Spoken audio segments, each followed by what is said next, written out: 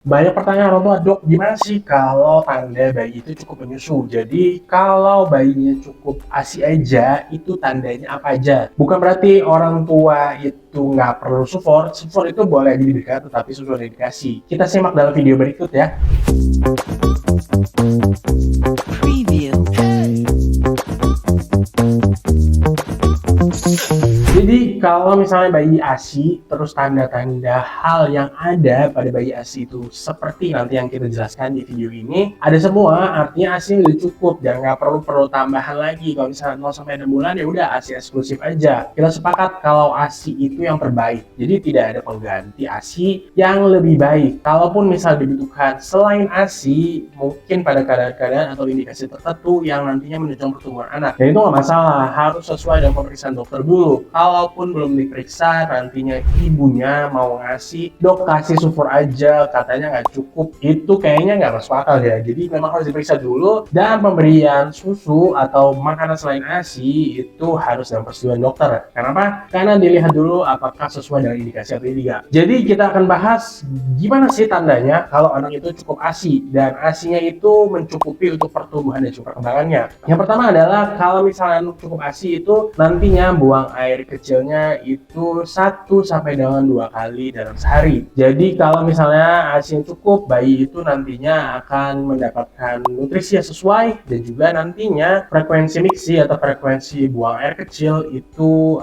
cukup juga. Kalau misalnya lebih itu boleh, nggak masalah. Jadi misalnya 3 kali atau 4 kali dalam sehari itu nggak masalah, tetapi minimal 1 sampai dengan 2 kali dalam sehari. Lalu output urinnya itu kita lihat. Jadi yang harusnya normal itu warnanya nggak pekat, nggak seperti misalnya merah atau misalnya kuning yang pekat, kuning yang nantinya tanda-tanda dehidrasi, itu nggak. Harusnya urinnya itu warnanya bening atau justru misalnya warnanya agak jernih. Itu tandanya anak itu mendapatkan hidrasi yang cukup, dan ini menjadi salah satu tanda kalau anak itu mendapatkan ASI yang cukup. Lalu yang kedua, buang air besarnya bisa aja 1 sampai 2 kali, atau bahkan pada ASI misalnya anak-anak ASI itu ya, anak itu bisa aja nggak BAB sampai dengan 14 hari. Kenapa? Karena bisa jadi ASI-nya itu terserap dengan sempurna. Tetapi ada hal lagi yang nantinya harus diperhatikan. Misalnya anak itu masih kentut, jadi anak itu masih mencerna makanan, tetapi makanannya atau ASI-nya itu terserap semua dan tidak dibuang dalam bentuk BAB. Lalu yang selanjutnya yang terpenting adalah bayi itu kenaikan berat badannya cukup. Artinya kenaikan berat badan minimum itu terpenuhi. Kita bisa lihat di buku Pink ya.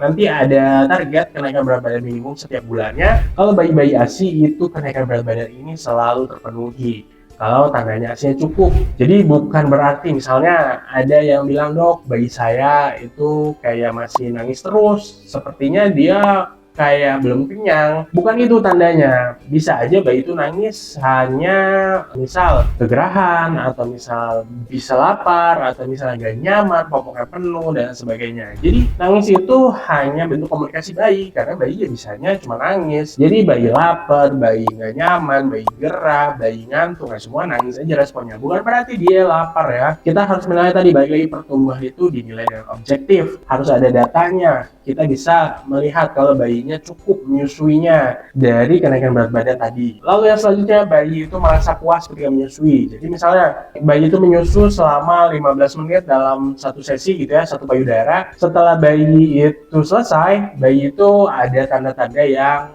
puas. Jadi misalnya bayinya senyum, bayinya tenang, karena dalam proses menyusuinya bayi itu pun dapat stimulasi dari ibunya, dan itu stimulasi yang sangat bagus untuk nantinya perkembangan anak di kemudian hari. Terus juga bayi itu bisa tidur dengan nyenyak. Artinya tidur dengan nyenyak ini bayi itu merasa kenyangnya dengan ASI-nya itu sendiri. Lalu kita ke frekuensi menyusuinya. Frekuensi menyusui itu 8 sampai dengan 12 kali per hari, atau misalnya on demand itu nggak masalah. On demand kita bisa jeda 2 jam atau misalnya lebih cepat, itu nggak masalah kalau masih 6 bulan. Jadi bayi itu semaunya aja ketika dia menyusu. Terus juga nanti kenaikan berat badan terpenuhi, itu udah menjadi tanda memberikan ASI yang cukup. Terus kalau misalnya mau memberikan selain ASI, itu harus dikonsultasikan dulu, harus benar-benar sesuai dengan indikasi. Misalnya berat badannya nggak naik, atau misalnya lagi anak itu ada alergi ya. Kalaupun misalnya ada alergi protein tertentu, bisa kok ibunya nanti mengeliminasi makanan-makanan yang nantinya dicurigai kalau makanan itu mengakibatkan alergi. Atau misalnya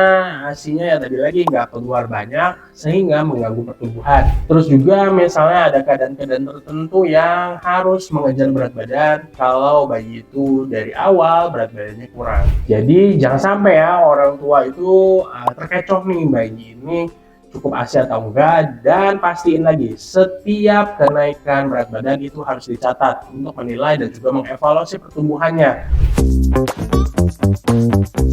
Preview.